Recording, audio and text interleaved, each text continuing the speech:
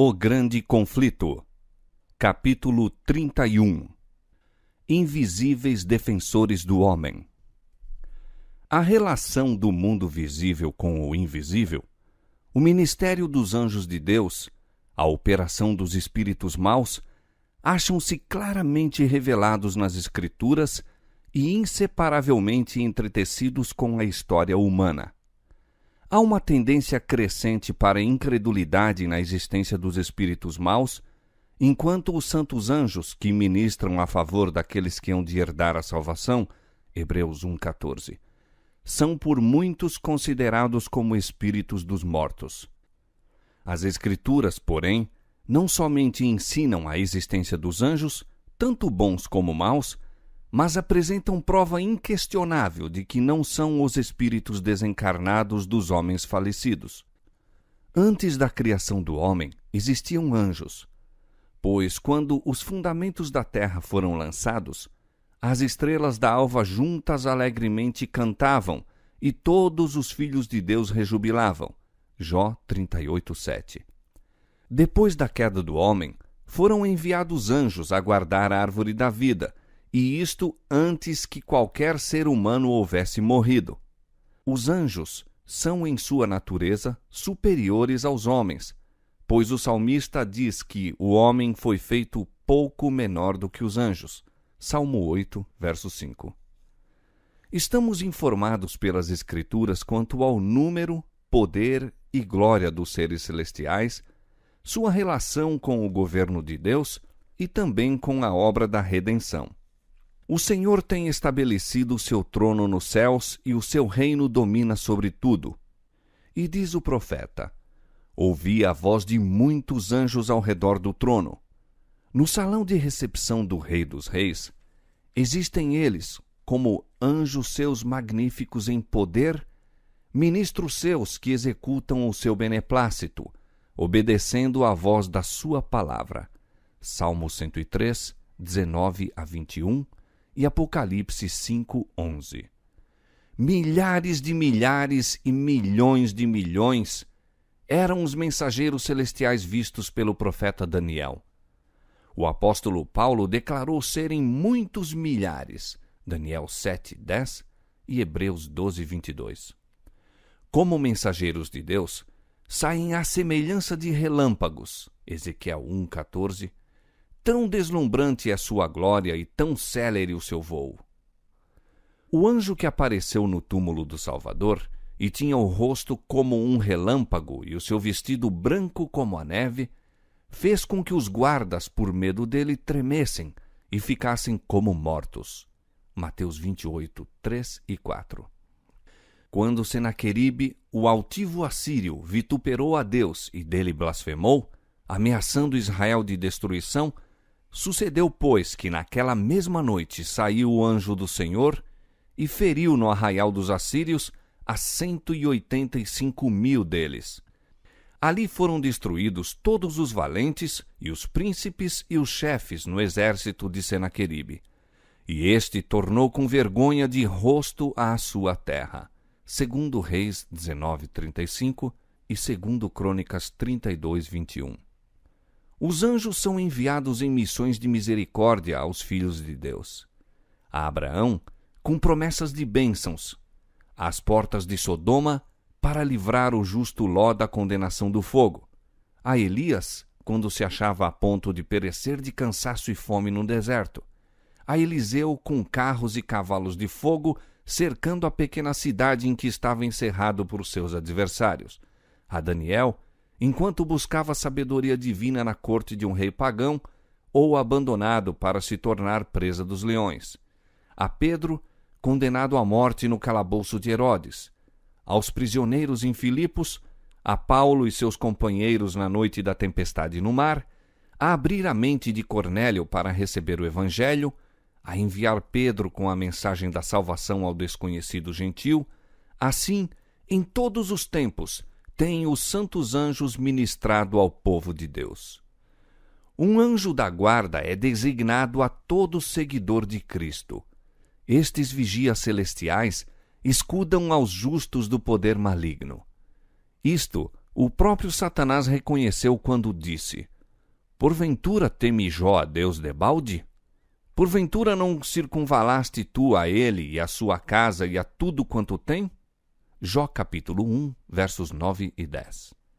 O agente pelo qual Deus protege a seu povo é apresentado nas palavras do salmista: O anjo do Senhor acampa-se ao redor dos que o temem e os livra. Salmo 34, 7. Disse o Salvador, falando daqueles que nele creem: Vede, não desprezeis alguns destes pequeninos, porque eu vos digo que os seus anjos nos céus sempre veem a face de meu Pai. Mateus 18, 10. Os anjos designados para ministrarem aos filhos de Deus têm em todo o tempo acesso à sua presença. Assim, ao povo de Deus, exposto ao poder enganador e vigilante malignidade do príncipe das trevas, e em conflito com todas as forças do mal, é assegurada a incessante guarda dos seres celestiais. Tampouco é tal segurança dada sem necessidade. Se Deus concedeu a seus filhos promessas de graça e proteção, é porque há poderosas instrumentalidades do mal a serem enfrentadas, agentes numerosos, decididos e incansáveis, de cuja malignidade e poder ninguém pode sem perigo achar-se em ignorância ou inadvertência. Os espíritos maus, criados a princípio sem pecado, eram iguais em sua natureza, poder e glória aos seres santos que ora são os mensageiros de Deus. Mas, caídos pelo pecado, acham-se coligados para a desonra de Deus e destruição dos homens.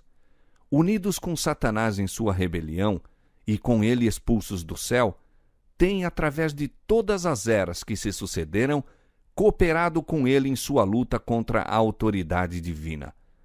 Somos informados, nas Escrituras, acerca de sua união e governo, suas várias ordens, inteligência e astúcia, e de seus malévolos intuitos contra a paz e felicidade dos homens.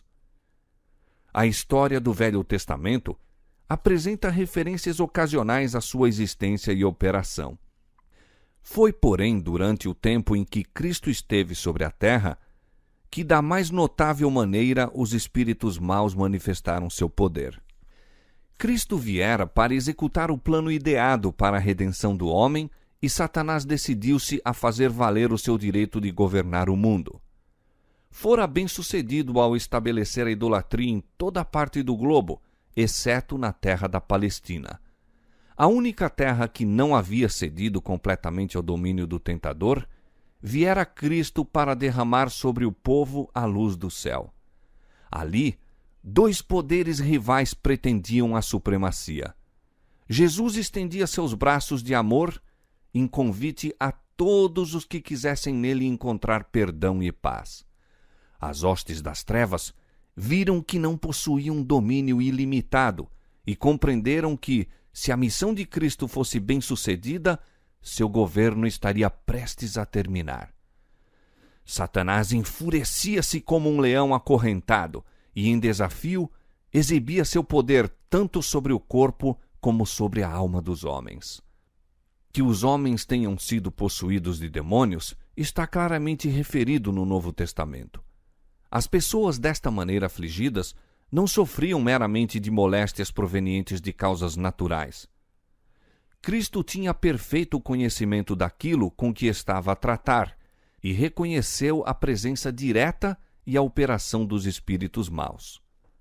Notável exemplo do número deles, de seu poder e malignidade, e também do poder e misericórdia de Cristo, é dado no relato bíblico da cura dos endemoniados de Gadara.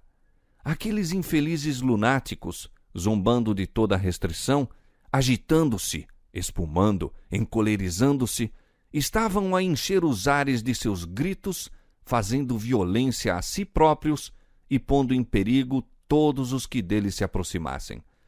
Seu desfigurado corpo a sangrar, a mente transtornada, apresentavam um espetáculo que comprazia ao príncipe das trevas. Um dos demônios, que dirigia os padecentes, declarou: Legião é o meu nome, porque somos muitos. Marcos 5:9. No exército romano, a legião compunha-se de 3 a 5 mil homens. As hostes de Satanás são também arregimentadas em companhias, e a simples companhia a que pertenciam esses demônios contava não menos que uma legião. Ao mando de Jesus, os anjos maus afastaram-se de suas vítimas, deixando-as calmamente sentadas aos pés do Salvador, submissas, inteligentes e dóceis. Mas aos demônios foi permitido varrer para o mar um rebanho de porcos, e para os habitantes de Gadara, a perda disto sobrepujou as bênçãos que Cristo conferira, e pediram eles ao médico divino que se retirasse. Este é o resultado que Satanás intentava obter. Lançando sobre Jesus a culpa de seu prejuízo, suscitou os temores egoístas do povo, impedindo-o de escutar suas palavras. Satanás acusa constantemente os cristãos como causa de prejuízo, desgraça e sofrimento, em vez de consentir que a censura recaia onde compete, sobre si mesmo e seus anjos. Os propósitos de Cristo não foram, porém, subvertidos. Permitiu que os espíritos maus destruíssem a manada de porcos, como reprovação àqueles judeus que, por amor do ganho, estavam a criar animais tão imundos. Não houvesse Cristo restringido os demônios, e teriam arrastado para o mar não somente os porcos, mas também seus guardadores e possuidores.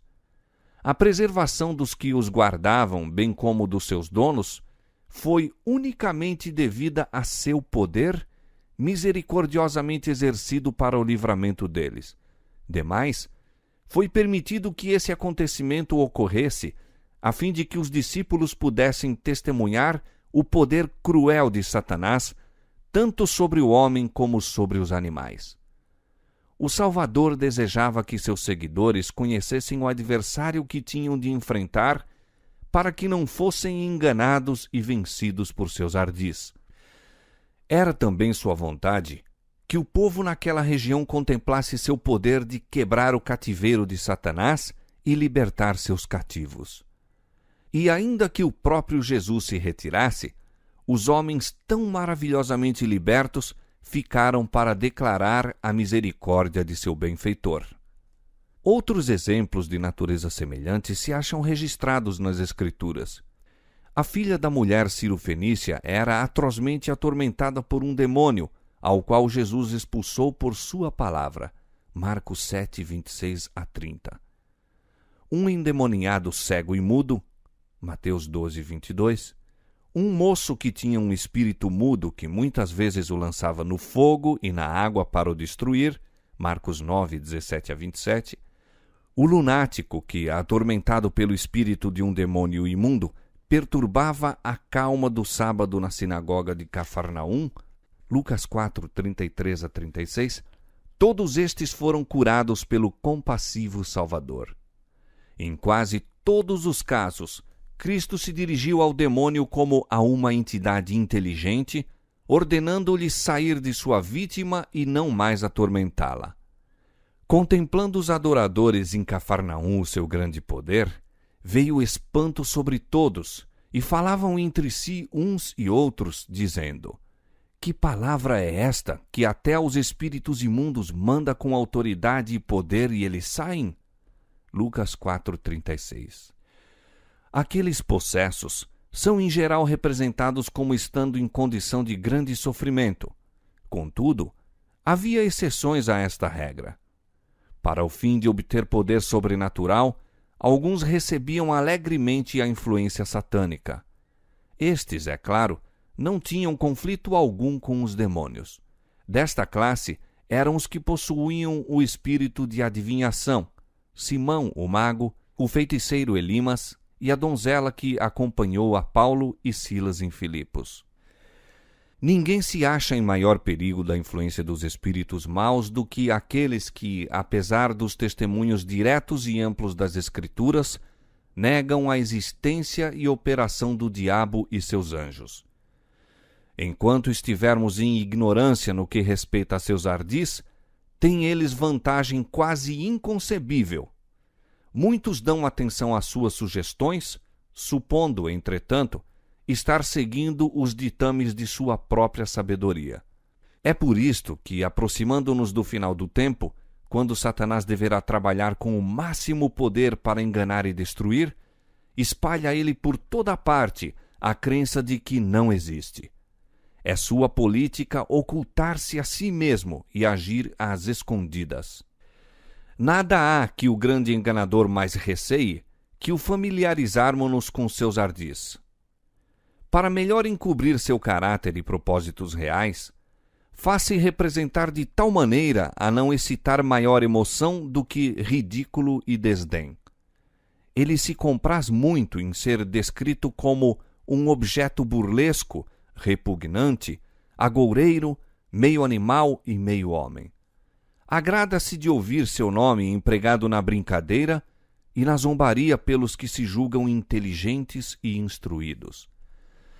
É porque se mascarou com consumada habilidade que tão amplamente se faz a pergunta: existe realmente tal ser? Evidencia-se o seu êxito na geral aceitação que obtém no mundo religioso teorias que negam os testemunhos mais positivos das Escrituras. E é porque Satanás pode muito facilmente dirigir o espírito dos que se acham incônscios de sua influência, que a palavra de Deus nos dá tantos exemplos de sua obra maligna, descobrindo aos nossos olhos suas forças secretas e, desta maneira, pondo-nos de sobreaviso contra seus assaltos. O poder e malignidade de Satanás e sua hoste deveriam com razão alarmar-nos, não fosse o caso de podermos encontrar refúgio e livramento no superior poder de nosso Redentor. Pomos cuidadosamente em segurança as nossas casas por meio de ferrolhos e fechaduras, a fim de proteger contra homens maus nossa propriedade e vida. Mas raras vezes pensamos nos anjos maus, que constantemente estão a procurar acesso a nós e contra cujos ataques não temos em nossa própria força método algum de defesa. Se lhes permitirmos, podem transformar-nos o entendimento, perturbar e atormentar-nos o corpo, destruir nossas propriedades e vida. Seu único deleite está na miséria e ruína. Terrível é a condição dos que resistem às reivindicações divinas, cedendo às tentações de Satanás, até que Deus os abandone ao governo dos espíritos maus. Mas os que seguem a Cristo estão sempre seguros sob sua proteção. Anjos magníficos em poder são enviados do céu para protegê-los. O maligno não pode romper a guarda que Deus pôs em redor de seu povo.